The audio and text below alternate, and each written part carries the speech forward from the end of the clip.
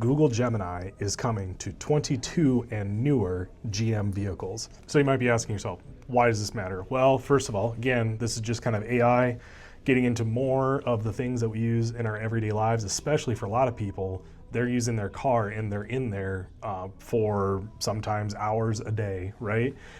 Phase 1, GM announced in October 25 that they're going to be phasing out Apple CarPlay and Android Auto across all vehicles by 28. We'll see if that actually happens or not, but this is just another step for them to release themselves from either one of those ecosystems. They're going to be building out their own centralized computing platform with Gemini kind of at the core, right?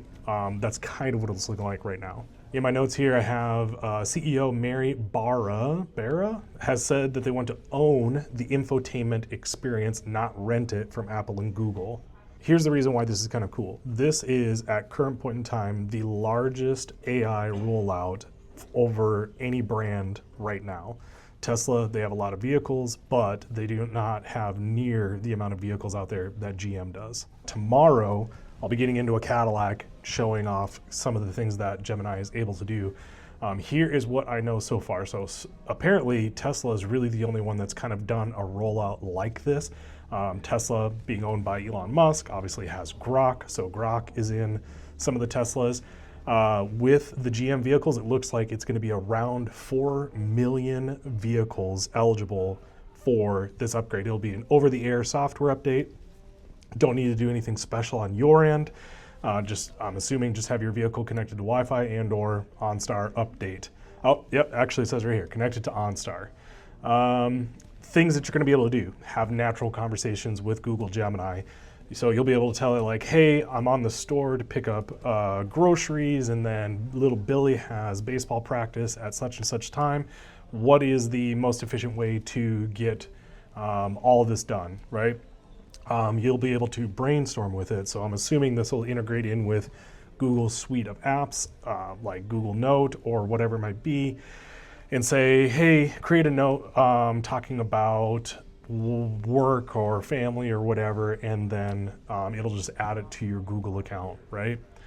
You'll be able to probably text message a lot better, especially, I'm just gonna be honest, as an iPhone lover, I am an Apple fanboy, right? But let's be honest, Siri isn't at the place where it needs to be, right? So sometimes texting with voice doesn't necessarily nail it. So hopefully maybe this will help out with that quite a bit. Okay, so right here, just in my notes, this is by no means official, but it looks like, here's some of the vehicles that this is going to affect. 22 and newer Suburban, Tahoe, Silverados, 23 and newer Colorado, 24 and newer Corvette, Silverado EV, Traverse, Blazer EV, Equinox EV, and then 25 and newer Equinox. On the GMC side, 22 and newer Hummer EV truck, Yukon, Yukon XL, Sierra, 23 and newer Canyon, 24 and newer Acadia, Hummer EV SUV, Sierra EV. Cadillac side, 23 and newer LYRIQ, 24 and newer XT4, along with, I'm guessing, the Cadillacs, the Escalades are going to be included with that. I don't know why the Optic wouldn't be in there either. That's usually a little bit more forward, along with the Vistic and the Cadillac Escalade IQ. So I think these notes are a little bit, I think everybody's kind of playing catch up at this point in time, right? Buick, 24 and newer Envision, 25 and newer Enclave.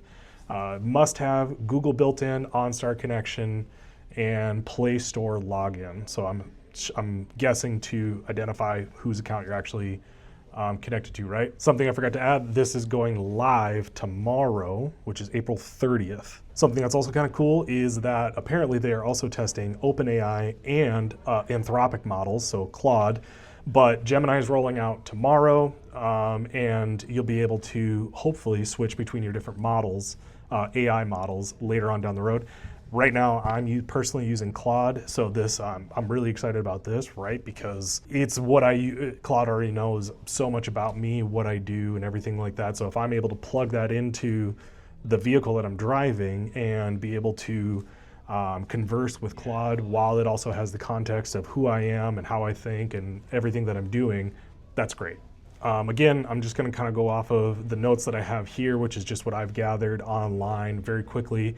Do I need a new car? No, it's just going to be a software update, 22 and newer with Google built in to your infotainment center. Is it going to cost extra? Free if you're connected to OnStar. According to my notes, what about CarPlay? Still going to work on gas vehicles for the foreseeable future. EVs are already CarPlay free, so if you have an Optic, LYRIQ, Vistic, you already know it's not doesn't really have CarPlay already. Okay, so that pretty much does it for this video. I know, very kind of mashed together, but just found out about it less than 30 minutes ago, so I just wanted to get it out there because I'm sure a lot of people are going to have questions. Put your questions below and I will try and respond back to them as quickly as I can. But here's my question for you. Do you love this? Do you want AI in your vehicle and everything like that? Or do you hate this and you wish that AI would just go away? Just curious. Again, tomorrow I'm going to grab one of the vehicles, see if I can get the software update to take, or maybe it'll already be done.